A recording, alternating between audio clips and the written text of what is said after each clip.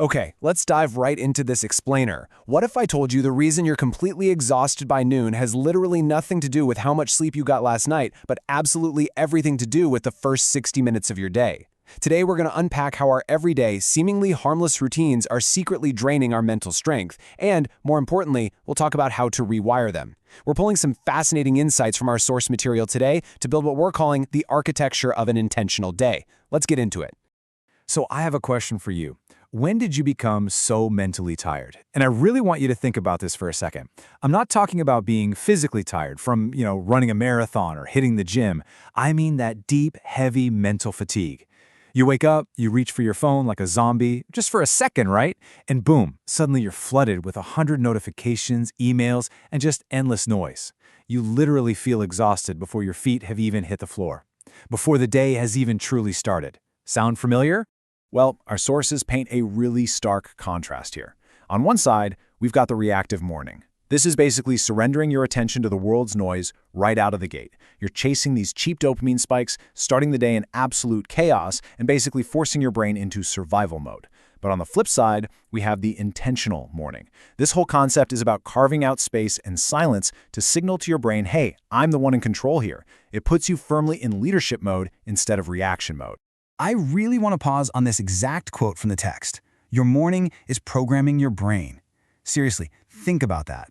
The first hour of your day isn't just a basic routine. It's not just making coffee and taking a shower. It is deep psychological conditioning. What you do in those first 60 minutes literally dictates your neurological patterns for the rest of the day. If you program chaos, well, you're going to get a chaotic day. But if you program control, you win the day.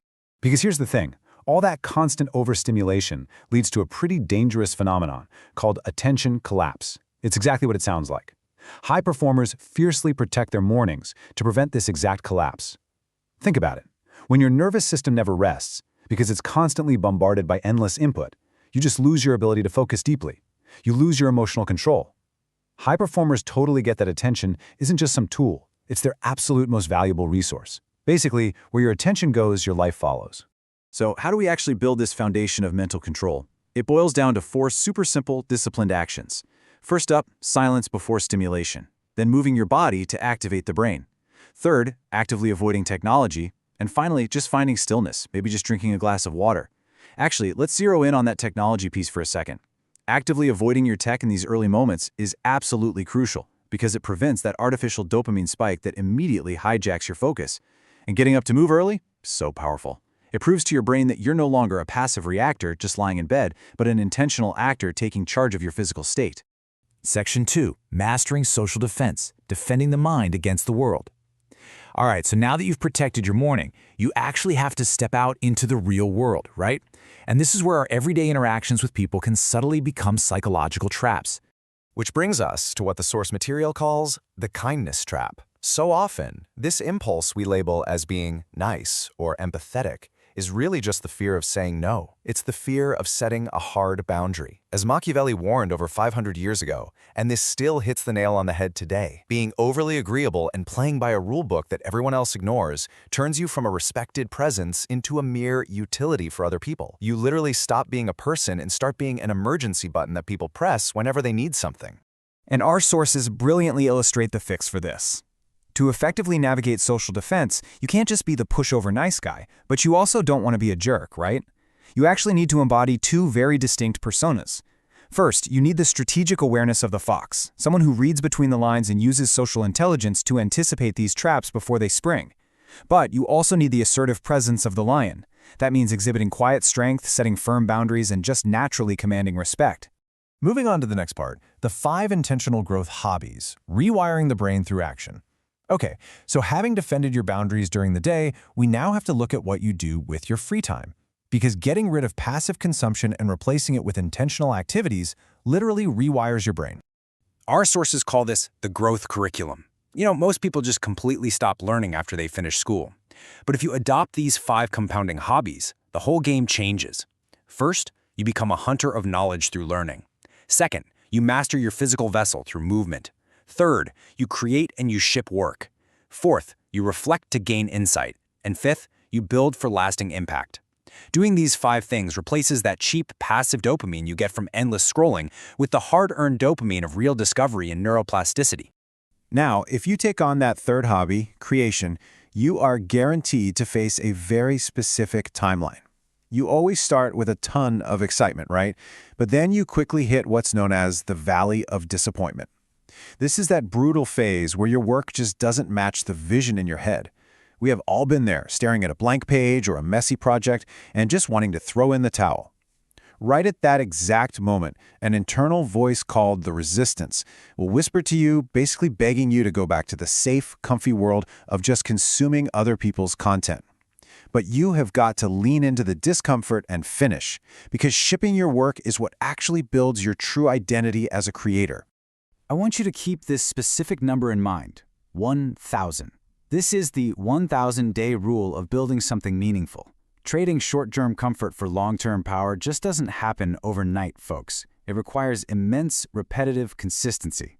To put that into perspective, that is roughly 3 straight years of showing up day after day, totally regardless of whether you feel motivated or not. You don't need to be perfectly strong just one time. You need to be consistently dedicated for 1,000 days to build a foundation that will actually outlast you.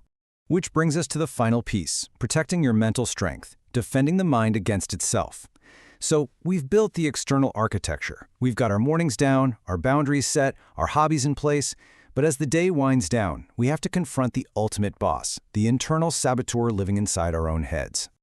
The source material introduces this absolutely fascinating concept, your ego as a security guard. See, your brain is biologically wired to conserve energy, always seeking out what scientists call cognitive ease. So your ego steps in and acts just like a security guard, keeping you locked into safe, predictable roles.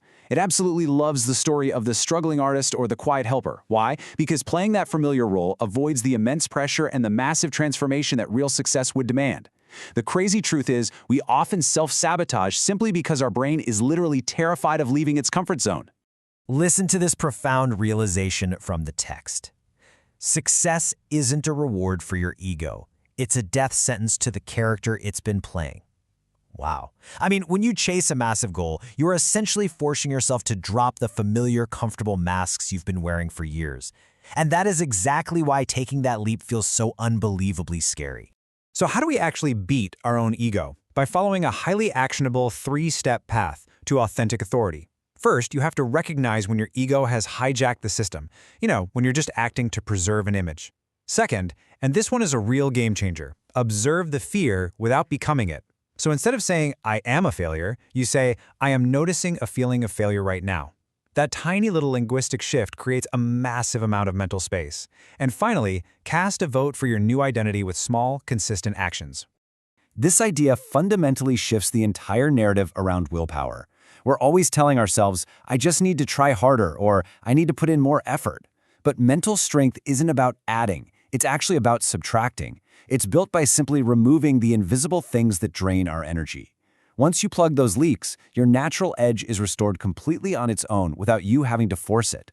And what exactly are those leaks? Well, they're subtle, and frankly, they are things pretty much all of us suffer from. It's checking your phone automatically.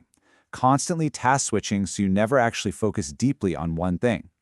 Dodging tiny discomforts and escaping into easy distractions. The endless barrage of noise. And mindlessly following every single negative thought that pops into your head. Every time we escape into distraction, we actually train our minds to shrink from resistance. And that just makes everything in life feel so much heavier. Because at the end of the day, consistency is the absolute heartbeat of mental strength. Every single action casts a vote for the person you are becoming.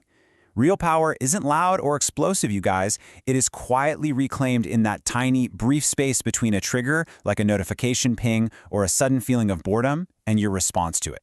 When you can pause in that moment and actively choose not to react, that is when you reclaim your mind. I want to leave you with this final lingering thought. What kind of person are you finally giving yourself permission to become? Are you going to continue being a passive reactor, just surrendering your attention to whatever noise happens to be the loudest? Or are you ready to become the architect of your own focus? The choice is entirely yours, and it starts tomorrow morning, the exact second you open your eyes. Thanks so much for joining me on this explainer. I really hope it gave you the tools you need to reclaim your day. Catch you next time.